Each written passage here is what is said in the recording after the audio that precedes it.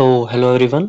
आज हम लोग देखेंगे माइक्रोसॉफ्ट एक्सेल के कुछ बेसिक पॉइंट्स। ठीक है, हम लोग आज से स्टार्ट करने जा रहे हैं माइक्रोसॉफ्ट एक्सेल का बेसिक लेक्चर, जिसमें हम लोग ये सीखेंगे कि माइक्रोसॉफ्ट एक्सेल का यूज़ क्यों किया जाता है, कहाँ पर किया जाता है और माइक्रोसॉफ्ट एक्सेल होता क्या है। ठीक है, और किन किन जगहों पर इसका यूज़ किया जाता है, ये सारी चीज़ें हम लोग देखेंगे। तो शॉर्ट वीडियोस ही बनेंगे, 2 3 या 4 मिनट की वीडियोस बनेंगे, जिनको मैं पार्ट में डिवाइड कर दूंगा, जिससे देखने में भी बोर फील ना हो आपको, और वीडियो लेक्चर्स भी जल्दी जल्दी खत्म हो जाए, ठीक है, कंप्लीट हो जाए आपके। तो स्टार्ट करते हैं हम लोग माइक्रोसॉफ्ट एक्सेल। सबसे पहले आप ये जान लीजिए कि माइक्रोसॉफ्ट एक्सेल जो है वो माइक्रोसॉफ्ट कंपनी द्वारा बनाया गया है, और ये एक माइक्रोसॉफ्ट ऑफिस पैकेज के अंदर मौजूद एक सॉफ्टवेयर का नाम है, जिसका नाम है माइक्रोसॉफ्ट एक्सेल। ठीक, अब एम एस एक्सेल होता क्या है? माइक्रोसॉफ्ट एक्सेल को ही हम लोग एम एस एक्सेल कहते हैं। एम एस एक्सेल क्या होता है? ये एक प्रकार का स्प्रेडशीट सॉफ्टवेयर है। स्प्रेडशीट का मतलब क्या होता है? स्प्रेड का मतलब फैलना, शीट का मतलब पेज बोल सकते हैं। तो ऐसा सॉफ्टवेयर जिसमें हम लोग अपनी शीट को, अपने पेज को जितना चाहें उतना हम लोग इसको स्प्रेड आउट कर सकते हैं। ठीक है, तो एम एस एक्सेल एक प्रकार का स्प्रेडशीट सॉफ्टवेयर है, और यह माइक्रोसॉफ्ट ऑफिस का एक हिस्सा है। ठीक है, यह माइक्रोसॉफ्ट ऑफिस का क्या है? एक हिस्सा है। इसका इस्तेमाल डेटा को व्यवस्थित करने के लिए, इसका मतलब है हमारा जो डेटा है वो एक वेल मैनर में ऑर्गेनाइज हो जाए, उसके लिए हम लोग करते हैं। वित्तीय विश्लेषण करने के लिए, इसका मतलब हम लोगों को अगर फाइनेंशियल एनालिसिस का काम करना है तो हम लोग इसका यूज करते हैं, एमएस एक्सेल का। और मैथमेटिकल और लॉजिकल डेटाबेसेस बनाने के लिए इसका प्रयोग किया जाता है। इसका मतलब है हम लोग एमएस एक्सेल का यूज तब तब कर सकते हैं जब जब हमको डेटा को मैनेज करना हो, या फिर टेक्निकल, या फिर बोल सकते हैं फाइनेंशियल एनालिसिस करनी हो, या मैथमेटिकल और लॉजिकल टास्क कंप्लीट करने हो। उन सब के लिए हम लोग एमएस एक्सेल का प्रयोग कर सकते हैं।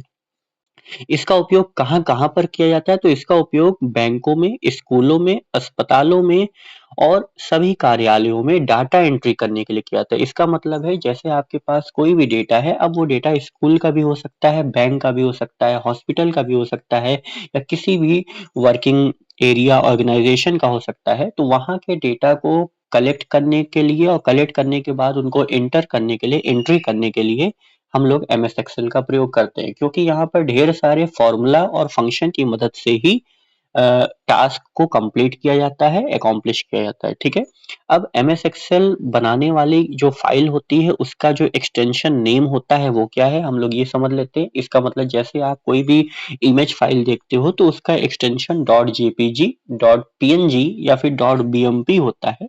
वैसे ही हम लोग अगर एम एस एक्सेल पे कोई फाइल बनाते हैं तो उसका जो एक्सटेंशन होता है वो पहले 2003 वर्जन में डॉट एक्सएलएस होता था, और 2007, 10, 13, 16, 19, 21 इन सब में dot x L S x होता है। इसका मतलब ही एक्सटेंडेड वर्जन है, लास्ट में एक्स जोड़ दिया गया है। ठीक, तो अगर हम लोग 2003 की फाइल बनाते हैं, यूज करते हैं, तो उसका एक्सटेंशन डॉट एक्सएलएस है।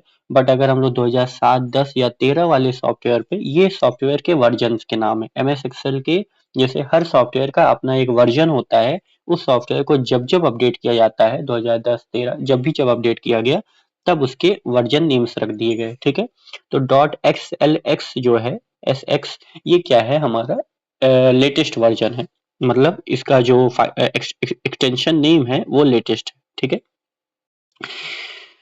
तो आगे हम लोग बढ़ते हैं, एम एस एक्सेल की विशेषताएं क्या है, features of M S Excel की तरफ बढ़ते हैं। इसका मतलब है एम एस एक्सेल में हम लोग क्या क्या कार्य कर सकते हैं, और इसके प्रॉपर्टीज क्या है, विशेषताएं क्या है, फीचर्स क्या है। तो सबसे पहली विशेषता है कि इसमें हम लोग डाटा एंट्री का काम, मैनेजमेंट का काम, फाइनेंशियल मॉडलिंग करने का काम और चार्ट क्रिएट करने का काम कर सकते हैं। सेकंड हमारा जो फीचर है इसका, इसमें हम लोग किसी प्रकार के कैलकुलेशंस को, ग्राफिक्स टूल्स को, पाइवोट टेबल्स को, या फिर मैक्रो का यूज करके, या प्रोग्रामिंग भाषा वीबीए का यूज करके हम लोग कॉम्प्लेक्स टास्क को भी कंप्लीट कर सकते हैं। इसका मतलब कोई भी अगर हमारे पास जटिल कार्य है उसको भी हम लोग एमएस एक्सेल की हेल्प से सही कर सकते हैं, ठीक कर सकते हैं, या फिर एक प्रकार से हम लोग डिफाइन कर सकते हैं। अब यहाँ पर ये कहा जाए कि एमएस एक्सेल में क्या मतलब एमएस एक्सेल सॉफ्टवेयर में हमें क्या बनाना पड़ता है, हम लोग कहाँ पर डेटा को फिल अप करेंगे। तो सबसे पहले हमको फाइल को क्रिएट करना पड़ेगा, अपनी एक फाइल बनाना पड़ेगा, उसका एक नाम रखना होगा और उसी के अंदर एंट्री करना पड़ेगा। तो हम लोग फाइल को क्रिएट करते हैं, एडिट करते हैं। एडिट करने का मतलब चेंजेस करना, और उसमें हम लोग अलग अलग प्रकार के फॉर्मेट का यूज करते हैं जिससे हम लोग अपनी फाइल को और भी अच्छा अट्रैक्टिव दिखा सके। और उसके बाद अगर हम लोग उसको एक्सपोर्ट करना चाहें, इसका मतलब है अनदर फाइल फॉर्मेट में कन्वर्ट करना चाहें, तो भी कर सकते हैं।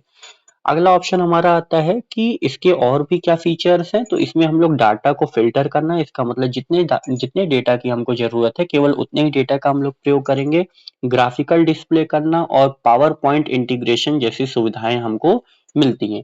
इसका मतलब है हमको एमएस एक्सेल में डाटा फिल्टर करना, ग्राफिकल डिस्प्ले करना या फिर पावर पॉइंट इंटीग्रेशन जैसा कार्य करने की सुविधा हमें यहाँ पर प्राप्त होती है। ठीक है।